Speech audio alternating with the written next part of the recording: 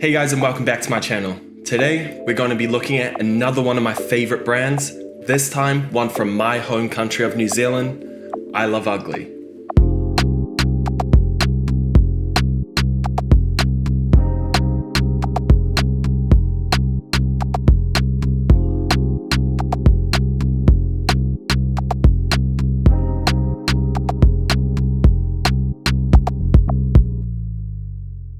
I've bought countless pieces from these guys over the years and continually keep my eye out for new drops. I'm so excited to finally look beyond the surface with this brand and find out how the name I Love Ugly truly came about. Anyway, let's get on with the video. I Love Ugly began as an art project back in 2008 by the founder and creative director of the brand, Valentin Ersic. Valentin is a first-generation Kiwi after his parents moved here from Croatia. Before it became the name of his magazine where he interviewed artists and designers from around the world that he would find on MySpace. Valentin admits that he didn't really know too much about clothing at the time, but he was able to see the silhouettes and designs in his head, sparking the creativity needed to create what is now a global brand. Barnaby Marshall joined the brand in 2011 and helped to drive the business forward.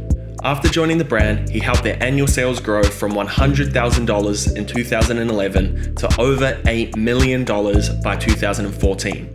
A brand primarily sold via online retailers had expanded and taken their first opportunity to open up a physical store in 2013. The store was open in the Old Bank Arcade. It was built in 1901, making it about 122 years old now, and originally housed the National Bank of New Zealand. This was a huge step for the brand, and they did not disappoint, including the likes of an iPad in store that allowed you to browse the online gallery in case what you wanted wasn't there. This is something that is common nowadays, but back in 2013, at least in New Zealand, was pretty much unheard of.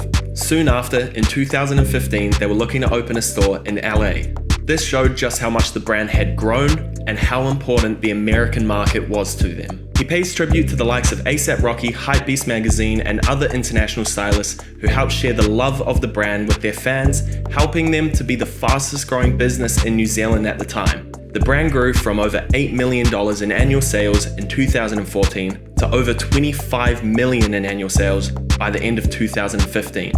But 2 years on, in 2017, they were found to be closing down stores and giving out huge discounts. Valentin was quick to shut down these rumors that the brand was in trouble, stating that the stores are closing due to exponential rent increases, and they decided that selling everything was much easier than having to pursue distribution and storage. The media made it out to be much bigger than it seems, but because of this, Valentin came out with one of my favorite quotes ever. The quote is, "A certain degree of recklessness and insanity is necessary to advance in anything and to make new and remarkable discoveries. What great thing was ever accomplished without a bit of recklessness? Any plunge into the unknown is reckless, but that's where the treasure lies." I love how honest he is with the brand story and the leap of faith he's willing to take to help make the brand grow. Of course, not every decision is going to go in your favor, but without trying something a little reckless, it's going to be much tougher to reach your end goal. The I Love Ugly website includes a blog with articles ranging from editorial lookbooks, Q&As, clothing launches, and opinion pieces. They also use this platform to help people during the pandemic and also with other issues such as motivation and self-confidence. Valentin also started a podcast on the 3rd of September 2019.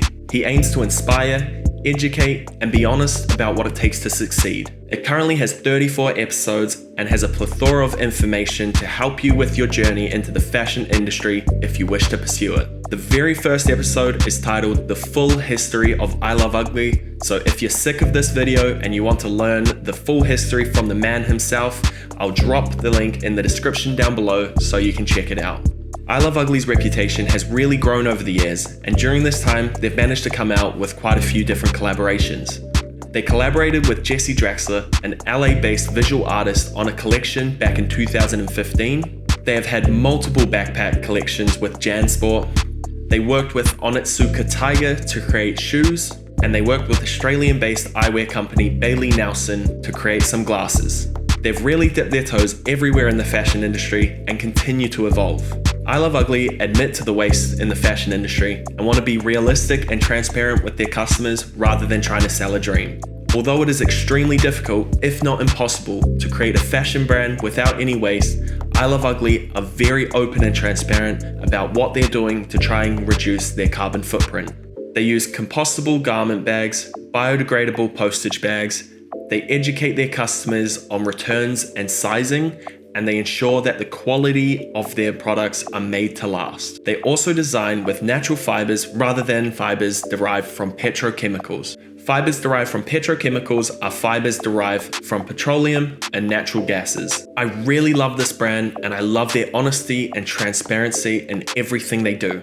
They've really made a name for themselves in New Zealand and other countries across the world, but I would go as far to say as they are a household name here in New Zealand. And before we end this video, guys, I just want to show you a quick selection of some of my favorite pieces they've dropped over the years.